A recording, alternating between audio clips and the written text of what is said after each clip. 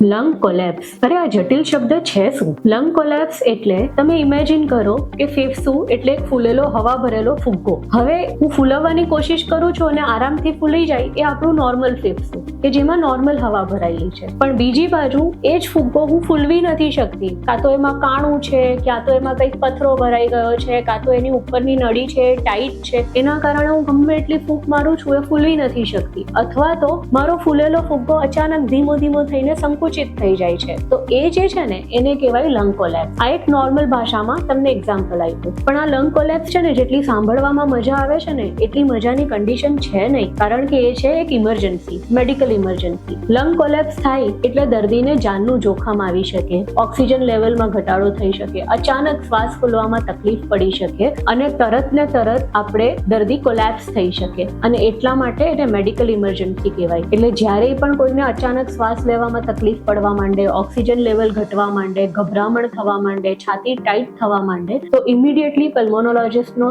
સંપર્ક કરો, કારણ કે બની શકે કે તમને આમાંથી કોઈ કન્ડિશન હોય અને ઇમિડિયેટ ઇન્ટરવેન્શનની જરૂર પડે. દર્દી ઘણી વખત આઈસીયુમાં હોય ને તો પણ સાંભળવામાં આવતું હશે કે દર્દીનું એક બાજુનું લંગ કોલેપ્સ થઈ ગયું છે. તો આ કન્ડિશનમાં એઝ અ દર્દીના રિલેટિવ તમને અવેરનેસ હોવી જોઈએ કે આપણે દૂરબીનની તપાસ કરાવીએ, એટલે બ્રોન્કોસ્કોપી કરાવીને આ કોલેપ્સને ખોલવાના આપણી પાસે રસ્તા છે. અને જો તમને ક્યારેય પણ આવું સાંભળવા મળે તો ઇમિડિયેટ તમે પલ્મોનોલોજિસ્ટનું ઓપિનિયન લો, કારણ કે સમયસર જો આપણે આનું નિદાન કરીશું તો એની સારવાર શક્ય છે.